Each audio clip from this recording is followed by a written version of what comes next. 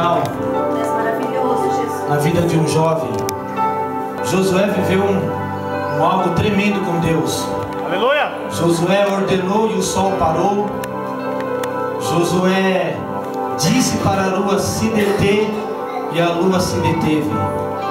Enquanto o povo de Israel pelejava contra os amorreus, os inimigos se levantaram contra ele.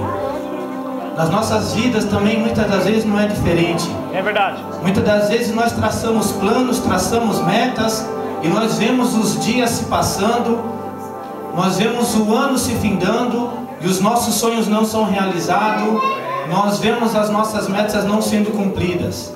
Mas eu quero te dizer nessa noite, meu irmão, minha irmã, a você jovem, Deus tem um dia preparado, um dia especial, um dia que ficará marcado em sua vida. Glória a Deus! Um dia esse onde o Senhor irá destruir os seus inimigos, aqueles que têm se levantado contra a sua vida, né? O adversário das nossas almas luta incessantemente para nos entristecer, para nos afastar da presença de Deus, para deixarmos de buscar a presença de Deus. Mas eu quero te dizer nessa noite, que como esse jovem, ele abriu seus lábios. Interessante, meu irmão, minha irmã, se você for ler lá em Josué capítulo 10, o Senhor não falou para ele, ordene que o sol pare, não, mas ele bradou com a sua voz e disse, sol, pare, lua, se detenha. E o povo se levantou e pelejou contra os seus adversários. Nós vemos no Novo Testamento também que muitos homens de Deus, ali o Senhor não ordenava para ele fazer alguma coisa, né? Irmão, não espere o Senhor te falar, ordena para o seu inimigo, fala assim, não, mas se levante contra o seu adversário, assim como Davi se levantou contra Golias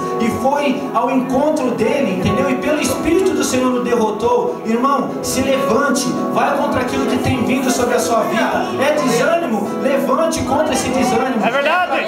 Levanta contra essa fraqueza. É sonhos que você não enxerga mais, levante e continue buscando. Glória a Deus. Eu tive a experiência de ver ela aqui, clamando pela igreja, me ajude em oração. Um dia eu vou estar vendo meu filho aqui, na presença de Deus. E hoje, pela primeira vez, o irmão subiu aqui no altar, dando um testemunho. Ela não desistiu. E hoje eu creio que é um dia marcante na vida dela. Então eu te falo nessa noite, meu irmão, minha irmã, jovem, não desanime, continue, peleje, lute, porque o Senhor tem um dia preparado, um dia marcante na sua vida. Amém?